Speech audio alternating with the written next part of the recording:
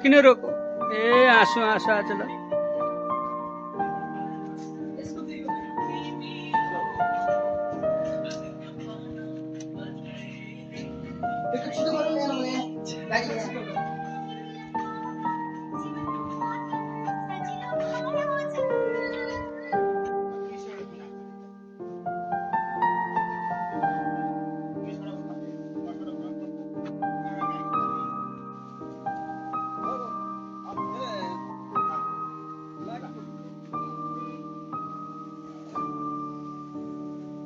गाई पाल मेरो भाइ तिमी त दुध खान्छौ दही खान्छौ घिउ खान्छौ घिउ बेच्छौ दुध बेच्छौ हेर त हामी यहाँ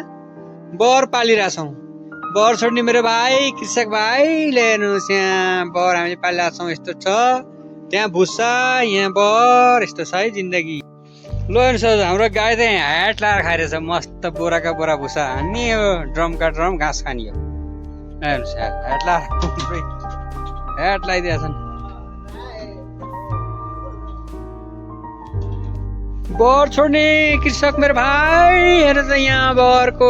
यहाँ हालत यस्तो पालन पोषण छ तिमीहरू रोडमा छोड्छौ खोला नाला छोड्छौ हामीले चाहिँ यहाँ पालिरहेको छौँ बर छोड्ने कृषक मेरो भाइ तिमीहरू त दुध खान्छौ दुध खान्छौ घिउ बेच्छौ होइन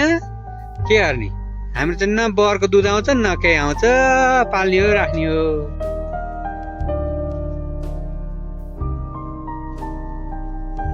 हाम्रो तपेन्द्र भाइले यहाँ मल सोरेर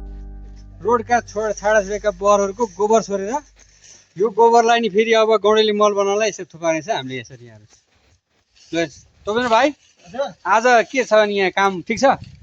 ठिक त छ हैन तलब ठिक छ नि ठिक छ हैन तलब चाहिँ कति नै थाहा छैन यार मलाई त महिना मरि थाहा हुन्छ नि त भर्खर कति भयो आज आज हैन पहिलो दिन हो के 15 दिनमा पहिलो दिन होइन त ल है म हालेर आएछु यता खाल्टोमा खाल्टोमा खाजा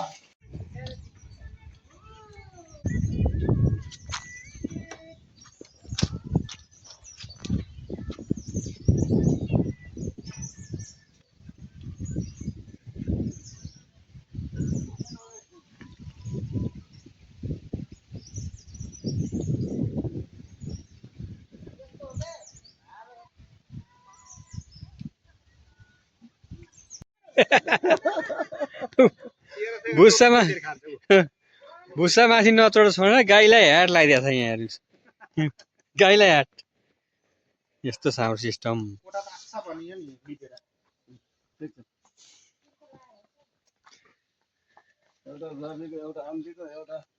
सुते त बिचारा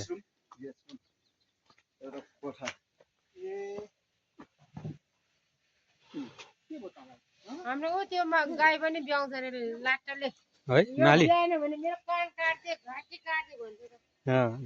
ह्याट लाएर पानी खाँदैछ एउटा यहाँ